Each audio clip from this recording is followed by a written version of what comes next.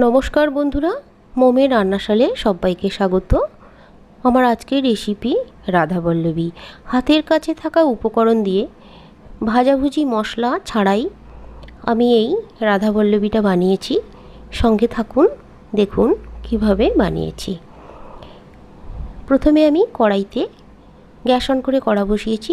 তাতে আমি 1 চামচ তেল, তার উপরে এলাচ, দারচিনি, লবঙ্গ দিয়েছি, স্বাদ মতো নুন, চিনি দিলাম, হলুদ গুঁড়ো দিলাম 1/2 চামচ, লঙ্কার গুঁড়ো দিলাম 1 চামচ, সামান্য পরিমাণ ধনে গুঁড়ো, জিরে গুঁড়ো আর গোলমরিচের গুঁড়ো দিয়েছি। দিয়ে তার উপরে আমি ছোলার ছাতু 1 বাটি দিয়ে দিলাম। দিয়ে ছাতুটা 2-4 বার নাড়াচাড়া করে সামান্য করে করে জল দিতে দিতে মিশ্রণটা বানাতে হবে। প্রথমেই একেবারে জল দিয়ে দিলে একটু ডালা ডালা হয়ে যাবে, ছাতুর পুরটা ভালো হবে না। এইভাবে নাড়াচাড়া করে খুন্তি দিয়ে ভালো করে ছাতুর পুরটাকে বানিয়ে নিতে হবে। ছাতুর পুরটা একটু শুকনো শুকনো ঝরঝরে করে বানানো হয়ে গেছে। এবার আমি ওখান থেকে এলাচ, দারচিনি, লবঙ্গ এগুলোকে বেছে নিচ্ছি। এগুলো বেছে নিচ্ছি এই কারণে, এগুলো কচুরির মধ্যে দিলে মুখে লাগলে ভালো লাগবে না।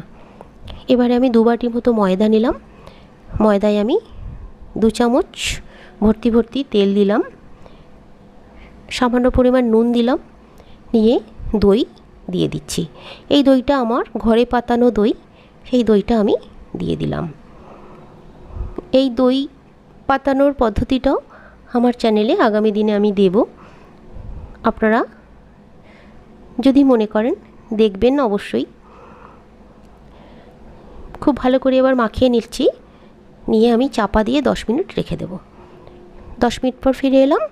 এবার আমি এখান থেকে লেচি কেটে নিচ্ছি। লেচিটা লুচির থেকেও একটু বড় করে কাটবো, কারণ ভেতরে পুরটা দিতে হবে।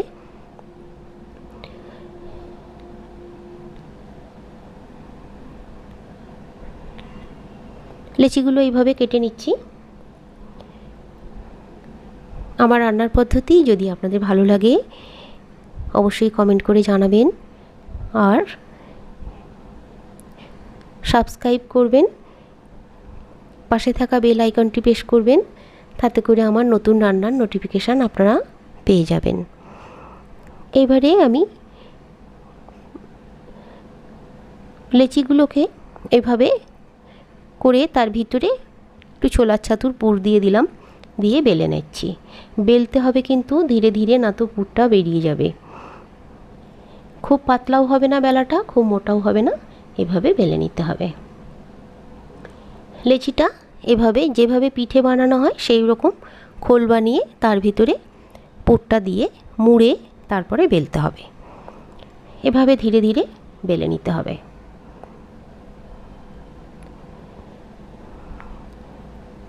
এই রেসিপিটা সকালের টিফিনের জন্য খুব ভালো হবে। আপনারা অবশ্যই বানিয়ে নিতে পারেন। হাতের কাছে থাকা উপকরণ দিয়েই তো হয়ে যাবে, কোনো অসুবিধে নেই। দেখবেন খেতেও খুব টেস্টি হবে। এর সঙ্গে একটু যদি আলুর তরকারি বানিয়ে নেওয়া যায় আরও ভালো লাগবে। এইভাবে আমার একটা একটা করে আমি ভেজে নিচ্ছি। গ্যাস অন করে আমি কড়া বসিয়েছিলাম, তাতে আমি তেল দিয়েছি। খুব বেশি পরিমাণ তেল দিইনি, খুব ডুবো তেলে ভাজার দরকার নেই, একটু হালকা তেলে ভাজলেই হবে। কিন্তু ভাজাটা বারবারও আমার প্রত্যেক রান্নায় আমি একই কথা বলি, ভাজাটা একটু ধীরে ধীরে ভাজতে হবে, না তো ভালো করে ভেতর পর্যন্ত ভাজা হবে না। এভাবে গ্যাসের আঁচ কমিয়ে কখনো একটু বাড়িয়ে ভেজে নিতে হবে।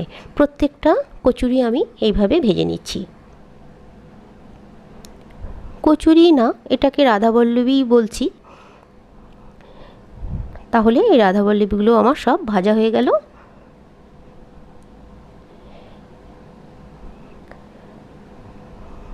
ভাজাটা আমি যেভাবে করছি এইভাবে ভাজবেন, দেখবেন খুব ভালো হবে। অল্প তেলে ভাজাও হয়ে যাবে। বেশি তেল শরীরের পক্ষে খুব ক্ষতিকারক।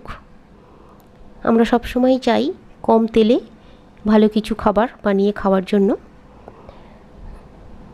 তাহলে সুস্থ থাকবেন, ভালো থাকবেন, আর নতুন নতুন রেসিপি করে সবার মন জয় করে নেবেন।